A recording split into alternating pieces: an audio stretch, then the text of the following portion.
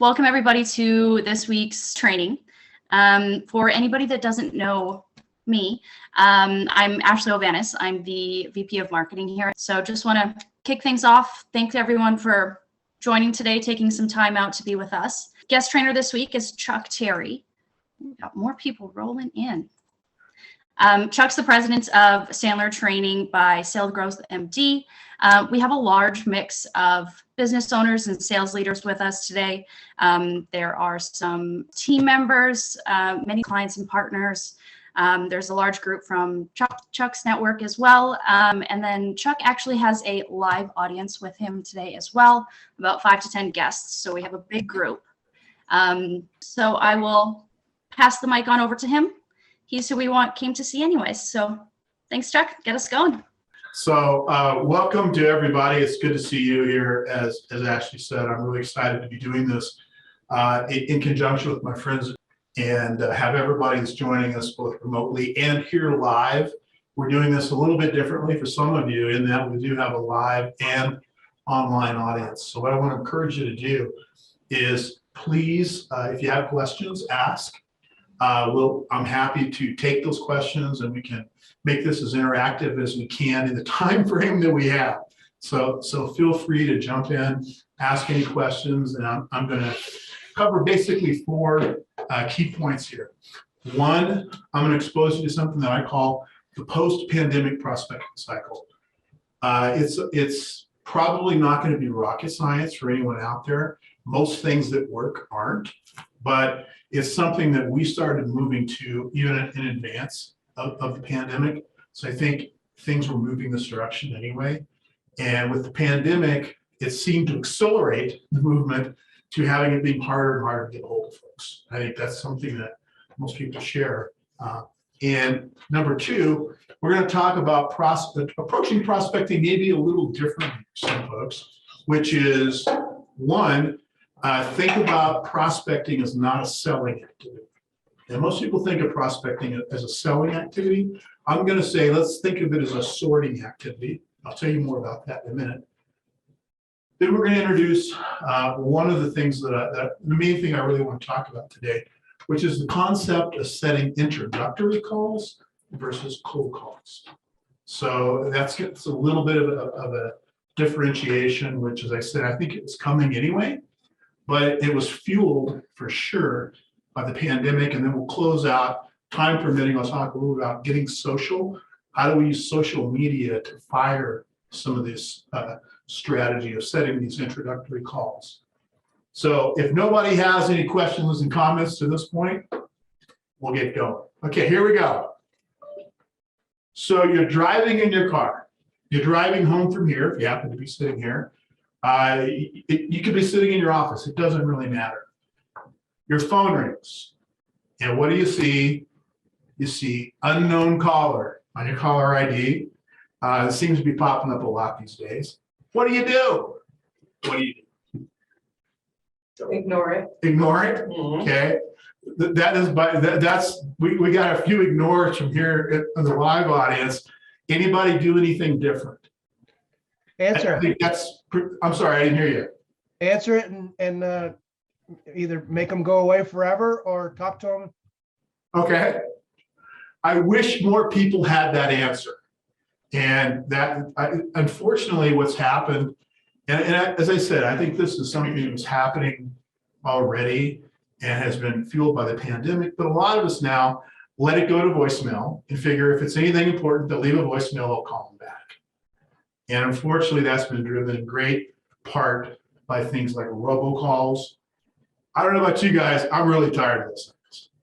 So there's people that are masking who they are now and saying, I just got a call the other day that I picked up from a hospital, supposedly, and it wasn't actually a hospital. So that's making our job as business development people just a little bit harder.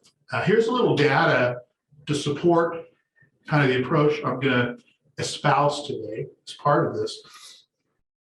This is from a study done by Gartner. They're a professional survey group. You guys are probably familiar with them.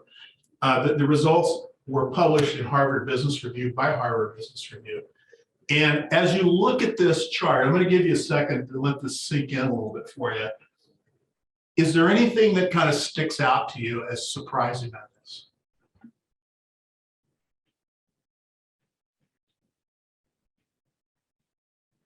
Events seems higher than I would have expected it to be. The what? Events? Okay. Yeah, it's what's real. I'll tell you what really stuck out to me when I first saw this. Two things. One, sales presentations, which are what we've always gone for traditionally in prospecting, came in 5th place. So only 5th place as far as things that influenced, and this was done specifically with B2B buyers, is making a decision. White papers beat out sales calls. Think about that.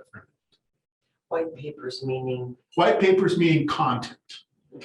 So some sort of educational content going to prospects actually had a bigger influence than a sales call. Slightly, but yet a little bit bigger.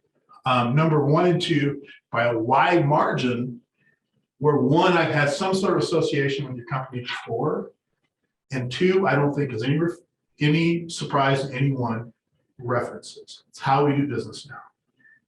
It just about anything that we think about buying, for the most part, at least I know it's how it works in my house, it's probably next door neighbor or something like that. We're looking for somebody that knows somebody before. We don't just, in the old days, what do? I say old days, it wasn't that long ago. If you needed carpet cleaning, you open up the old yellow pages, remember those? And you look for AAAA, Abric carpet cleaning because they came up first, and that's who got the calls. Doesn't work like that. So we need a little bit different system to go about doing this. Seth Godin, you may recognize the name, guru of marketing, said selling to people who actually want to hear from you is much more effective than trying to sell to people who don't. Not exactly surprising when you think about it, but how do we adapt to that from the standpoint of being folks that need to get in front of business decision makers? So here is that process that I told you about. In the time we have today, can't go through the whole thing. And talking to our marketing person, one of the things we thought about was, I'm going to give you a little piece of this today in the time we have. But we're going to do some more of these in the near future to talk about more of this in detail, because this system works. It's put together as a circular system because it isn't linear. It continues on. Prospects can get on this at any point along the way. So we have social media, once again, just at a high level. That's going to involve things like interacting with prospects, posts. That's going to involve connecting with potential prospects. That's going to include posting on a regular basis. I believe the math on it is if you post, I believe it's 11 times a month, you get in front of about 70 to 80% of your prospect audience on LinkedIn. So that's a piece of it. And the biggest piece of it for us is this concept of getting introduced to people. Who do I know that can introduce me to somebody else? Why? Well, we saw on that chart why, and that graph why. It's far more powerful than me just trying to cold broker a meeting. So I'm not one of those people that's going to stand here and tell you that cold calling is dead. Cold calling is not dead. It's just dressed up a little differently these days. So we still got to talk to people that, come on in. We still have to talk to people that we don't know. But what we're saying is don't stop what you're currently doing. It's working great. So if cold calling is still working for you, then by all means, keep it up. What I'm going to say is if you have to make 50 calls a day, let's say just as a number I'm pulling out of the air, if you use this process, and so we're going to just touch it basic, this is very high level today. Wouldn't you be more successful if out of that 50 dials, 10 of them were people actually expecting to hear from you? 15 of them actually people start expecting to hear from you. So as you use this system, what you're able to do is slowly over time, kind of transition your hit rate, so to speak, when you're talking to folks on the phone. Email is a key part of this, both as initial strategy, initial approach strategy, and also as an ongoing strategy for folks that aren't a prospect right now, to keep them in the system and keep the system turning. We use video quite heavily on steps 1 and 2. And when I say we, I'm not just speaking of our company. I would never stand up here and espouse either. I'm cooking, so I wouldn't espouse anything we don't use.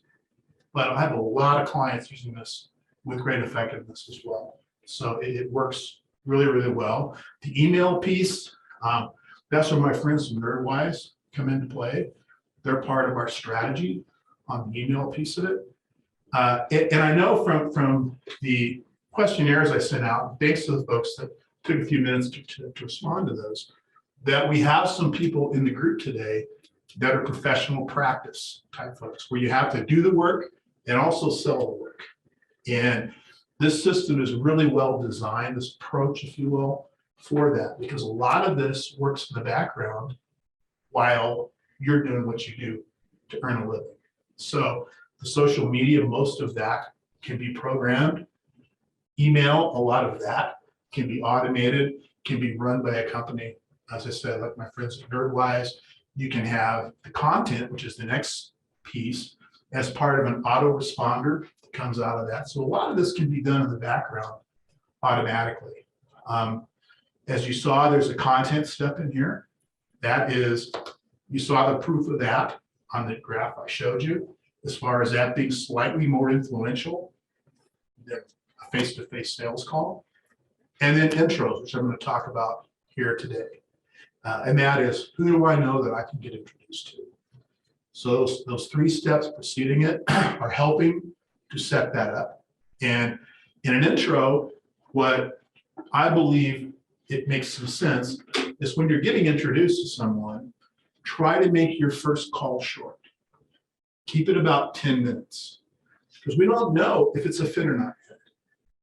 So let's not try to, some data I've seen recently shows that the average business to business decision maker has about 2 hours a week of discretionary time to meet with anybody selling anything. Wow.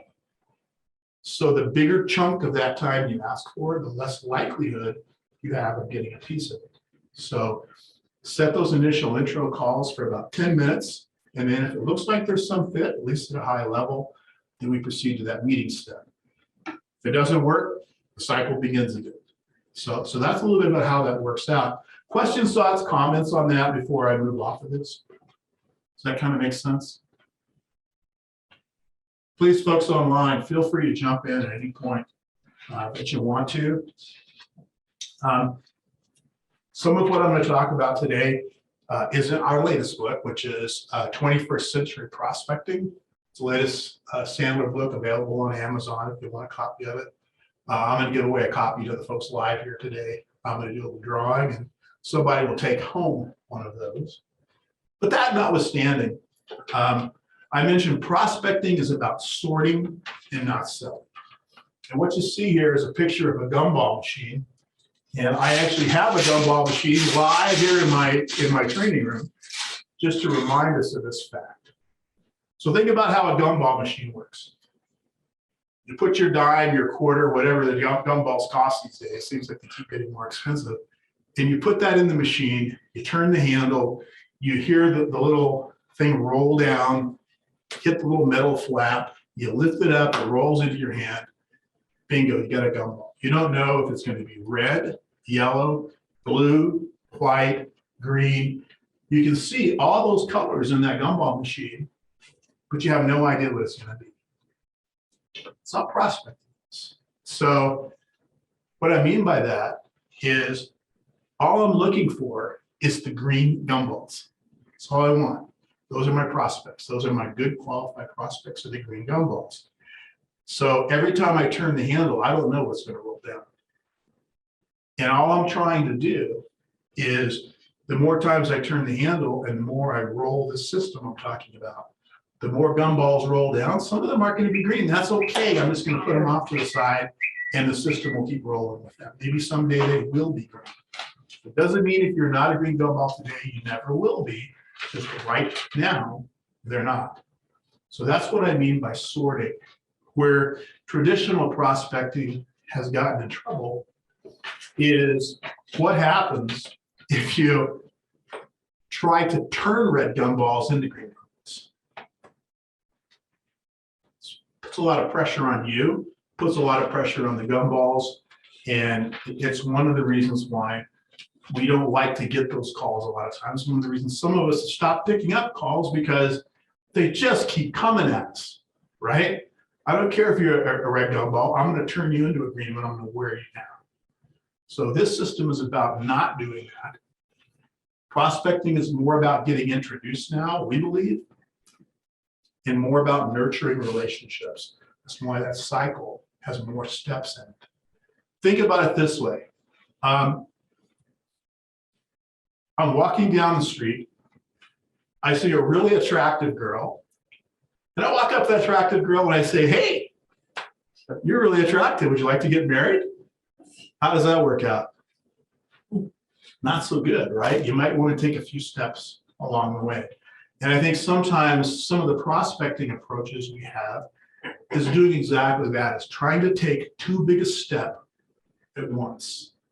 So that's why our system is set up the way it is, to create some of those smaller steps. And hopefully we can have this introductory conversation to see if at a high level we're any kind of fit at all. So it's not just about getting strangers to see you. In fact, as we saw from that data, that's not even necessarily the most effective way to go. So once again, questions, thoughts, comments on this? Pretty quiet group for this many people. So that's kind of the gumball approach to doing this. If I'm the only one talking, we're going to be done in about 10 minutes. I first came across this concept, which is called hourglass prospecting. Not sure if anybody else is familiar with this term. I first came across it in a book called Duct Tape Marketing. You were nodding your head. You read that one? Yeah, I've not the book, but the Okay. hourglass. Yeah, it's a book by John Jantz, and this is what first got me pointed in this direction. And the concept is, think about the top part of the hourglass as your sales funnel. Most of us spend all of our time trying to pour new people into our sales funnel to keep our pipeline full and to keep our business growing. And what his concept is what if we spent the same amount of effort on the bottom of the people coming out of the funnel and getting them to introduce us to other people we could potentially do business with? Wouldn't that be easier? Well, in fact, it is considerably easier. So we'll talk a little bit about kind of how this works. This is a script, and it's a script we put together to be able to get these introductions. How do we get people to introduce us to other people? Now, I'm going to send everybody a copy of this in a Word doc so you can edit it, do whatever you want to do with it, knock yourself out. This works. And before I spend too much time on this, I would like some response to this question. Why is it difficult when you ask even a good client to introduce you? Why do you think it's difficult maybe to get them to introduce you to a lot of people? Go ahead. Or they're gonna say, oh, they're gonna, who wants to take time for a salesperson? And, Okay. boy, I feel like I'm kind of pushing this on them. Okay. And uncomfortable maybe. Okay. I agree with that. And there's some data out there. I'll get this wrong, so please don't hold me to these exact numbers. But it was something in the ballpark of 80% of business-to-business clients would refer the folks they work with, but only about 20-some-odd% of salespeople ask. So we're driving by a tremendous amount of opportunity here to make our lives way easier. So anybody else have any thoughts on that? Why do you think, even though our clients might want to help us, they often don't? Risk. Risk? Okay, tell me about that. What kind of risk? They're risking their reputation Okay, if they say, you should go with Chuck, okay, and Chuck screws up. okay. Right. So a little bit of risk associated with that.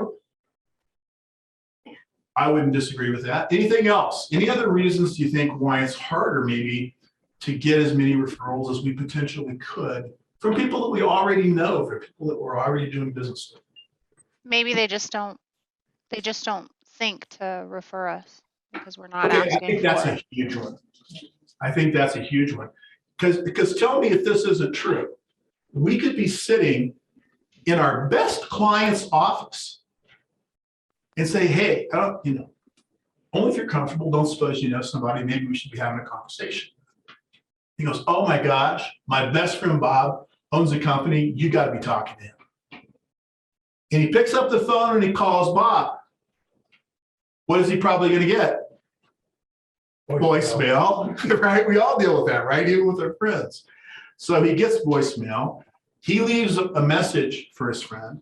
Hey, I'll use my business. Hey, I got this guy, Chuck Terry. He's the greatest trainer in the world. You got to work with him. He's done wonders for our company. This is awesome. You really need to talk to him. Give me a call back and I'll put you guys together. And I go home going, yes, all right, this is going to be great. What happens quite frequently? My client gets the call back from the other guy. Now listen to the voicemail.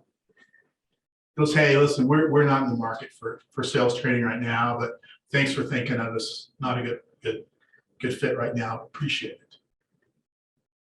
Who just qualified my prospect for me? A client.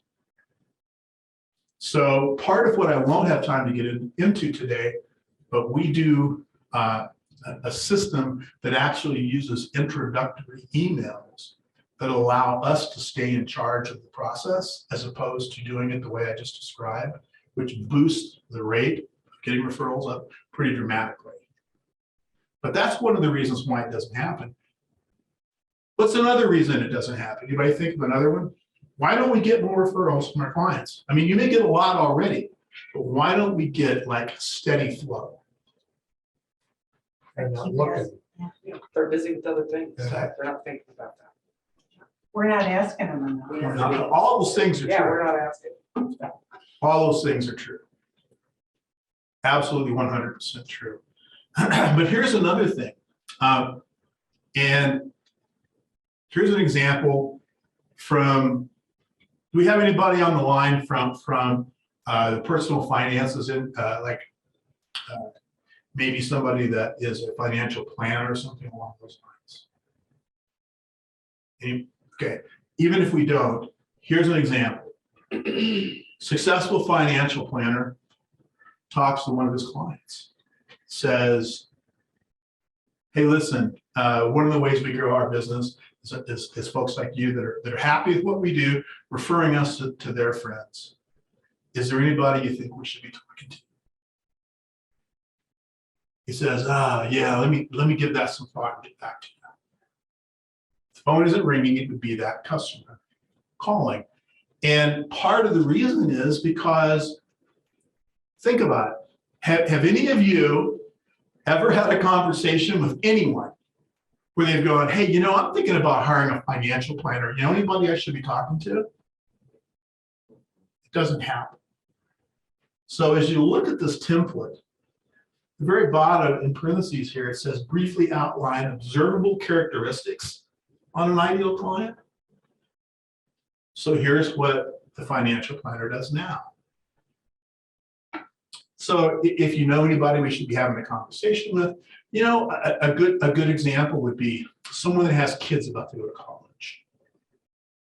Okay, we all know people with kids about to go to college. That's easy. You just made it easy for me to put you in touch with someone. Will that person necessarily be a prospect? We don't know. We can't control that, but we can get in front of more people by using these observable behaviors in your business that make it easy for people to go, oh yeah, I know somebody that looks like that. Does that make sense what I'm saying? This is a big switch in a way to actually get more of these introductions.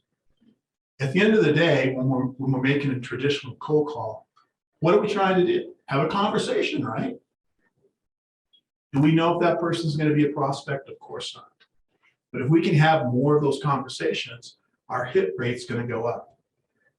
If there's more of those conversations that were brokered, by someone we mutually know with the person making the introduction, our hit rate is going to go up. So here's some statistics. And this is kind of interesting. I read this recently, and I apologize, I can't remember where I read this, but the concept is that if you talk to, if you have, and everybody's had these as I'm talking about introductions. If anybody here has ever been to a networking event, and it's like something like a, oh, I don't know, like a, doesn't matter, any of the networking events where you go regularly and you're expected to bring leads. Maybe you've had one of these. Oh, I got somebody you got to be talking to. And they give you the business card, or they tell you the person to call, and you call the person and they go, who? What? You basically been assigned a cold call. That's someone you know basically just assigned you a cold call. And assuming that person actually is a green gumball, so somebody that's in the market for what you do, the likelihood of you getting that business is about 18%, which is roughly the same as opening a business directory and closing your eyes and pointing at something and cold calling them on your own. So that's not to say 18% of the people you talk to, that's to say 18% of the qualified prospects that are sitting out there, those green gumballs. That's about the number. If you can get an introduction where it is by email from somebody that they know and trust, that number jumps up to about 50%, assuming that person, that's that referral factor, right? That's that I know this person, I trust this person factor. So it's a huge jump. If that same introduction happens and there's a phone call, it jumps up to about 75%. If the same one occurs and it's an in-person meeting, like a lunch, it jumps up, I think, to like 80 or 90%. And that's assuming, once again, that that person is actually looking for what you sell. That doesn't mean just anybody off the street. So, like I said, what we do is use talk tracks and templates, and I'm happy to share some of these templates with folks that are interested, that actually set this up. And what the template says is when I'm getting a referral, if I'm talking to Jim and I'm in Jim's office, one, before I go into Jim's office, I'm going to make sure I'm connected to him on LinkedIn, right? There's that social media piece coming in. Two, I'm going to look at his contacts and see who he knows that I might want to meet. So for me, it could be CEOs in the Colorado area. So I don't know how many of you use Sales Navigator, but if you're not using Sales Navigator, I always say if I was on my own and I just wanted to go out and get a job as a salesperson, the one thing I would pay for out of my own pocket is Sales Navigator. And what it allows me to do is bring him up in Sales Navigator, do what's called a Boolean logic search on him, where in the search bar I bring his contacts up and I type in CEO or president and Colorado. It'll go through, let's say he has 2,000 connections. It'll quickly go through them all and bring up just the ones that meet that criteria. Chuck, Yeah. can you hear me? Yeah. So this is Robin Whitelaw, and I think I'm right in saying this. I've got the premium version of LinkedIn, which is a lot less expensive than Sales Navigator, and I am able to do that type of a search. Okay. There are some limitations on premium, and what I would suggest you do, and thanks for bringing that up, is try premium first. There are some things that are a little different, like how you create saved searches, and I'm not here to do LinkedIn training, but there are some things. So if the premium works for you, it is, as was said, a little bit less expensive. But this is one of the things that you can do that absolutely will generate more prospects for you.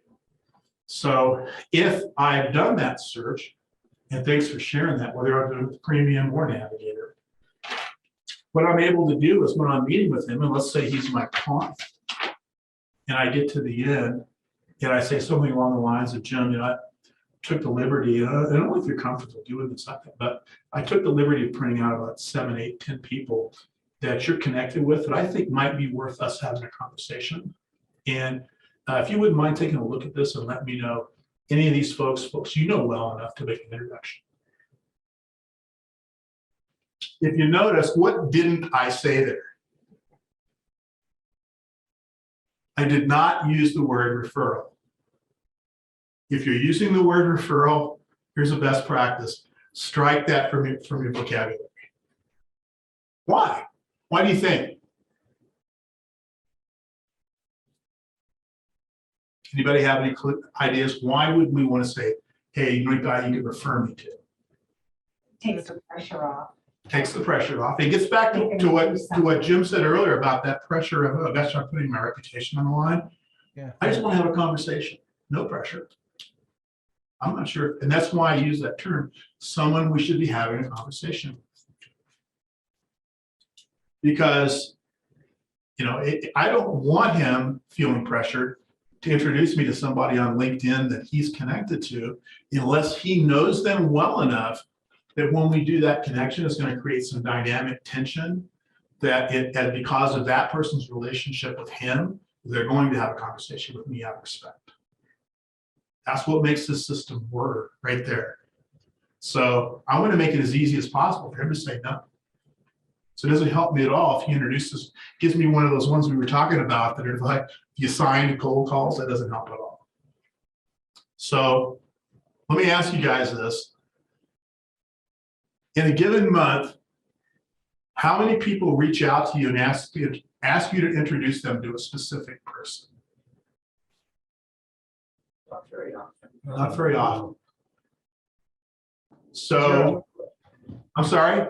0. Yeah, it's a strategy that isn't being employed. So when you ask somebody, it's not like you're the 5th person today that's asked them to introduce you to somebody. Yeah. So think back to these golden years of yesteryear. The year is 1999, if you can remember 1999. Email. I was so excited. I had email on my computer. What do you suppose? Not the open rate, but the actual response rate was in 1999 for an unsolicited business-to-business email. In 1999, not open, responded to. 75%. 94%. Oh, Wow. We were so excited somebody sent us an email, right? Because we weren't getting bombarded with them all I day figured long. it was high, but wow. So what I would posit to you is that this particular strategy in particular I'm talking about is kind of like email was for the reason I just said. People don't get that many of those requests back then. The key is only if they know them well enough. And I will always find out how well they know them. If it's somebody they know pretty well. I can tell you in our company, the biggest pieces of business we've had in the last 10 years have come through that medium. Period. LinkedIn and email work pretty well for us. And you've got our co-sponsors here that are pretty damn good at the email thing. So this is something that works really well. And when Jim says, you know, here's how it goes. He looks down my list and he goes, need it, got it, need it. It's one of those kind of things where nowadays we're connected to so many people. I could have 7, 8 people on that list. He could know none of them. That's not uncommon for that to happen. But here's what a side benefit of this was that honestly I never saw coming. And that is, they will go, you know, Chuck, I really don't know any of these folks, but I do know because what I've done is by the list I've given them, I've educated them what I'm looking for. And they've had a chance to think in their mind while they're going down that list of who did I miss? Who do they know that might be worth meeting? So that was quite candidly one of the unintended consequences that came out of this. It worked pretty effectively. So as you look at this tactic for a live introduction, this is about really taking the pressure off that initial 10-minute phone call. Just want to have a conversation. And the LinkedIn approach works incredibly well. So I'm gonna give you a few things that I think might be worth doing coming away from this. But using this social media, and one of the things, some of the folks that worked with me are familiar with this concept, and what we call it as a strategy is the TP strategy. The way the TP strategy works is, as you think about your marketing strategy and those circular process I showed you, think about each one of those as a pole and TP. That's what makes the TP stand up, right? Is the poles in it. What really makes it stand up when the wind starts blowing is what they're lashed together with at the top. So each of these individual poles are connected at the top. So that's why when you think about a strategy like I was mentioning, everyone links to something else and may open another door. So email, if you're emailing with someone and you get a conversation started, one of the first things we like to do is send them some content. Easy, first step. Immediately, I'm going to connect with them on LinkedIn, right? I've just actualized another one of my steps in the process or TP polls. You prefer to think about it that way. So everything we can do to interconnect those strategies puts us ahead of the game. And if you think about, let me ask you this question. So you talk to somebody and they are a red gumball, if you want to use my analogy, and that means maybe someday, but not today. Realistically, over the next year, how many times will you contact that person? Assuming they look like a good prospect. Quarterly? Quarterly, so 4 times. About the same. What's that? About the same, Okay. every 3 to 4 months. Anybody else more than quarterly? Red gumball, not today. We're happy. How many times might you contact them, assuming they're a good prospect over the next year? Would that be calling them or? No, it could be any like kind of an contact. Email blast? Any kind of contact. Probably monthly then. Okay, so maybe 12. Think I about- would go with monthly. When people do it more frequently than that, I have to know them well, otherwise I unsubscribe. Good call. Good call. Yeah, that's one of the things that I know NerdWise would tell you as well. That as you think about an email campaign, frequency of contact is directly related to your level of interest. So if it's just a big group, then contacting more than once a month is going to probably be a lot. But if it's somebody that's got a specific interest, maybe they're what we call a bucket, and they've showed some interest before, I can probably contact you a little bit frequently. But let's just take. Chuck, I would Yeah. also say what influences me is the value of the content. Okay, I agree 100%. And here's when you say the value, I can't tell you how many, I just looked at an email before the session today where the content was a paragraph about 6 inches long, and it was all about them. Right? I don't want to hear all about you. I don't care. So when you say content that matters, I'm assuming they're talking to things that are important to you. Right? So that's pretty important as well. But here's where I'm going with this. Let's say you even contact them 12 times a year. If you're using LinkedIn and you're connected to them and you're posting regularly, even if you're reposting those white papers and articles and things like that, think about it. Every single time, the more frequency you post, my smiling face comes up in front of all those prospects. True or false? I can hit hundreds of times a year of having my smiling face pop up in front of them without bothering them at all because they're seeing it on LinkedIn. I don't even care if they read it. I just want them to see my smiling face popping up and up. Because true or false, all of a sudden that red gumball goes green and I pop up that day, even if they don't read the, oh yeah, I remember that guy.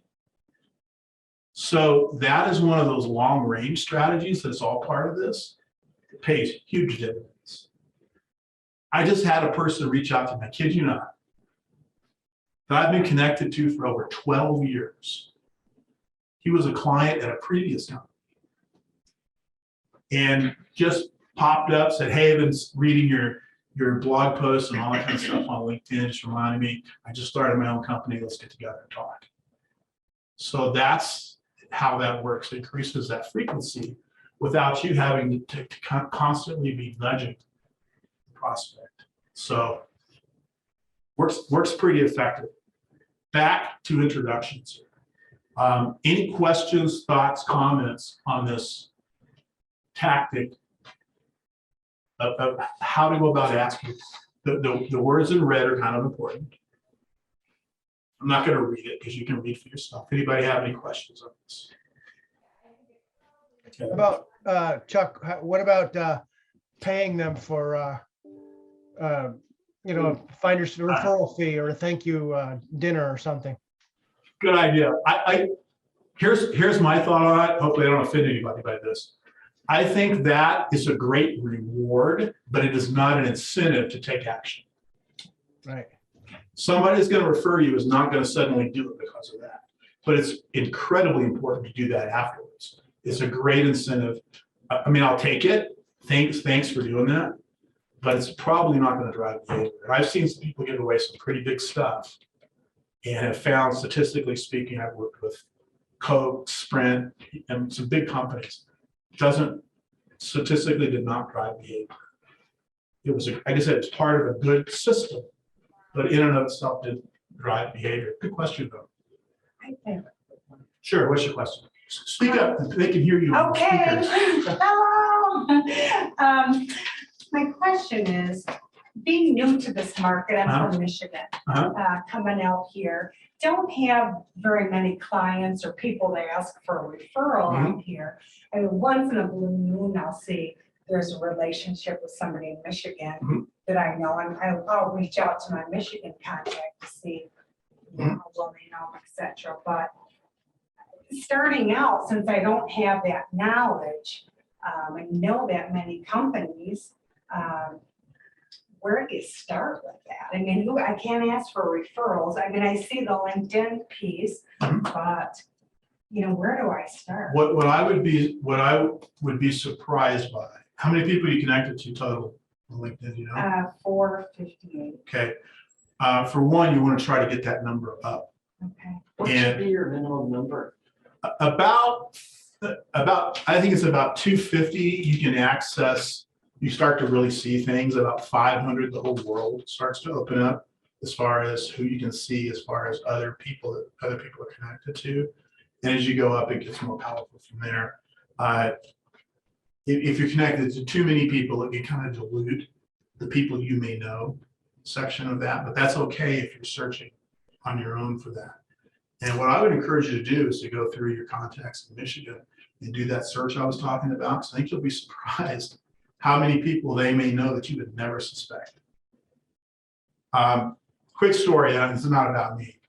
I mentioned a lot of big clients. We got a major international company in the insurance and financial sector because somebody told me that this person, they were looking for some leadership training. That's all I knew.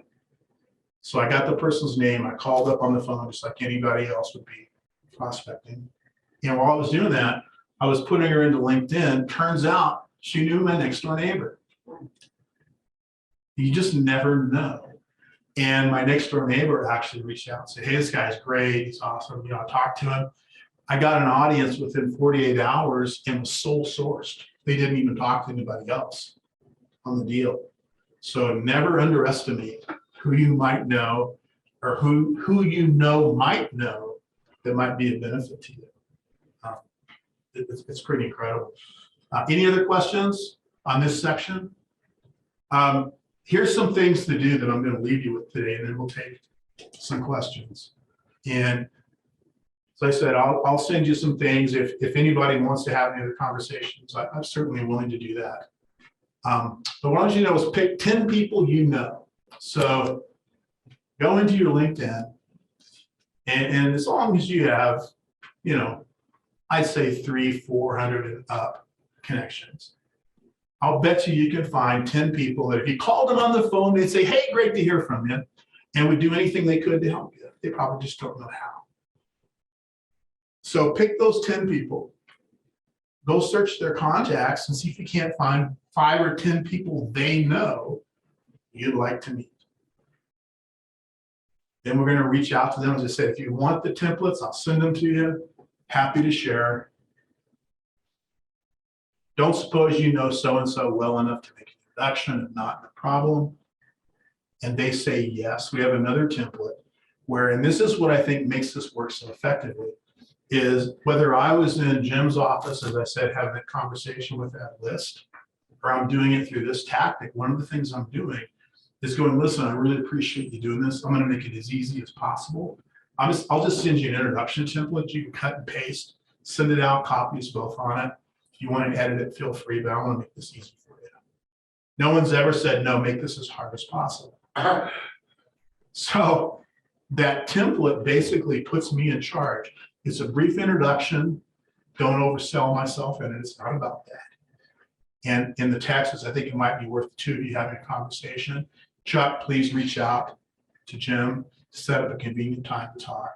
If you would like me to be part of it, or you have any questions, please don't hesitate to call. Nobody's ever edited that out. But by using that, I get the draft effect of that phone call thing I was telling you about. So, because that person would be willing to jump on the phone. So what happens is, and I couldn't even tell you how many times I've done this. I've got introduced to people that run fashion shows out of New York that would have never talked to me in a million years. Man, it's kind of funny how effective it is. No one has ever edited that introduction template, ever, ever. And by setting it up that way, what happens is they basically, Chuck, reach out to so-and-so, set a good time to talk. They put me in charge. So that person's probably got an email from me right after the one from the client introducing us. And what's true is, and this is where this dynamic tension comes in, if they know Jim well enough, they're going to have the courtesy to respond to me and set up a time and copy him on it, to which I'm then going to set something up, copy him on it, and then we're on our own. 100% of the time, that's the way it goes, is copy each direction one time, and then we're on our own. As I said, is it a prospect? I don't know. I just want to have a 10-minute conversation. Let's see. So that's strategy number one. You can come up anywhere from 50 to 100 prospects just using that one thing. Search for your ideal client in LinkedIn. And when you do, see who they're connected to. Are they connected to somebody that could potentially introduce you? Send that same kind of, hey, I don't suppose you so-and-so is such and such company well enough to make an introduction. Sometimes they will, sometimes they won't. But go through and find about 5 to 10 people that you could reach out to that way. Then find your top 10 clients on LinkedIn and do exactly what I described in the example with Jim, and do that as well. So there you go. I'm not great at math, but if you do the math on those first 3 steps, that's a lot. If you can find at least 2 or 3 people with each top 10 clients that they can introduce you to potentially, you just, in one hour here or less, boosted your pipeline dramatically. It's all about today. Who do I know that can introduce me to somebody else I should be having a conversation with? So with that, I think we've still got time for some questions here today. Does anybody have any questions they'd like to ask about any of the strategies we've discussed, at least at a high level today, or any other questions about prospecting, business development that you'd like to ask?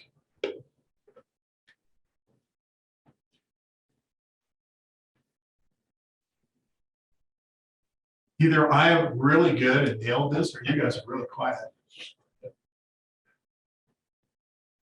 Questions, thoughts, comments?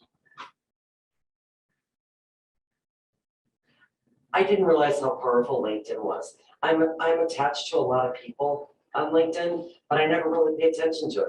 I just want numbers for my ego. Yeah. I need to like use them. You know, if all you do is connect to people on LinkedIn and you don't actually use it as a tool, it will do nothing for you. So you're exactly right. If you can get in and actually proactively use this as a way to isolate contacts that you might want to have a conversation with. Here's another thing that a lot of people don't do that's really powerful. If you have a hobby, for example, Ashley and I were talking earlier, my oldest son plays professional hockey in the NHL. He played for Denver University and won a national championship in 2017. So one of my searches is executives in the Denver area, and I put the keyword in there in the search criteria of hockey. And what it will do is find anybody that went to DU, associated with DU, as an alumni of DU, that someplace in their profile, somewhere says the word hockey. Think I can get that introduction? Think I can get a meeting with them all day long?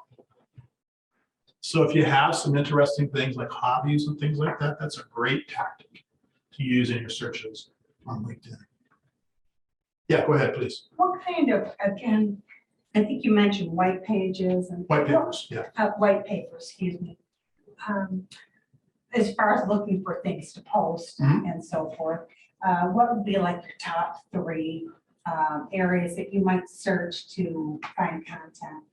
If you want to find content, I use it. Actually, my marketing person does this mostly, but I do it as well. And it's called Feedly, FEEDLY.com. If you can use it as a free service, or you can use it as a premium service.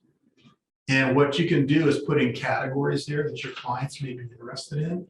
So what we have our clients do is, for example, leadership, and there it'll start feeding you all kinds of articles that you can very easily repost. They're not your articles. We're not trying to take credit for it.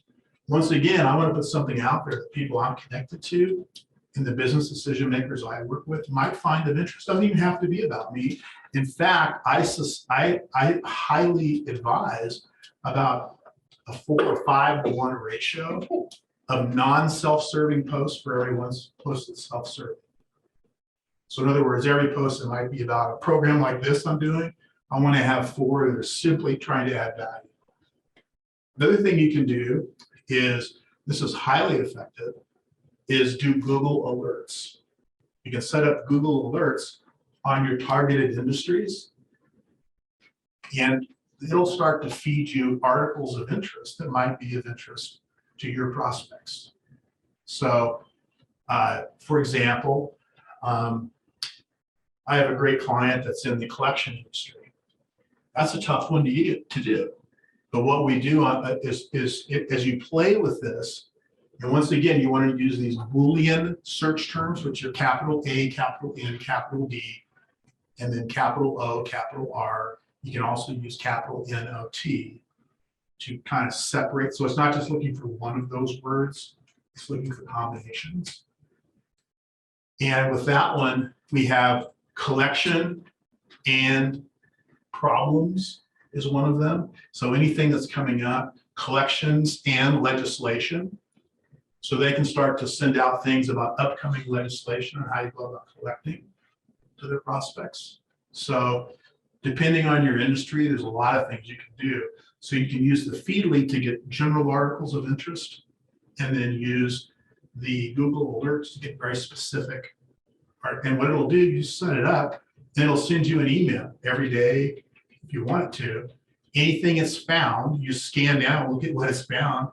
If it looks of interest, click on it, look at it. If it looks, then if you want, you can post it. Make sense?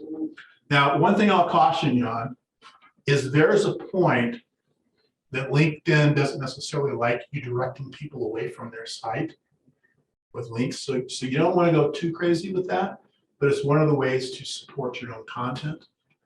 Another thing that works really well on LinkedIn, I don't want to go over my time here, is using something called sponsored updates, where you can do an update that has a download link in it to a white paper of interest, 5 ways to save money doing X. And then every time somebody comes in, you can target it just like you would a Google search or a paid Google, where it's going to specific people in a specific market, specific title. It'll show up in front of those people just like you were connected to them on their feed.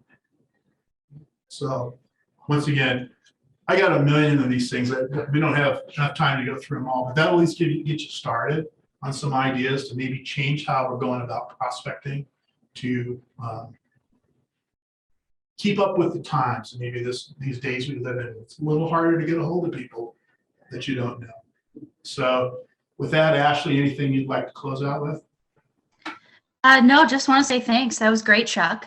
If anybody here virtually wants to get in touch with you, what is the best way to go about that? There you go. You have my phone number up there. That's actually my personal cell phone. Please feel free to use it. I may not answer it, but I'll call you back. Just kidding. Feel free to call me on that. cterry@sandler.com is another way to reach me if you don't know how. And I want to thank all of you for being here today. This was fun for me. Hopefully it was fun for you, and you got some at least some ideas out of this.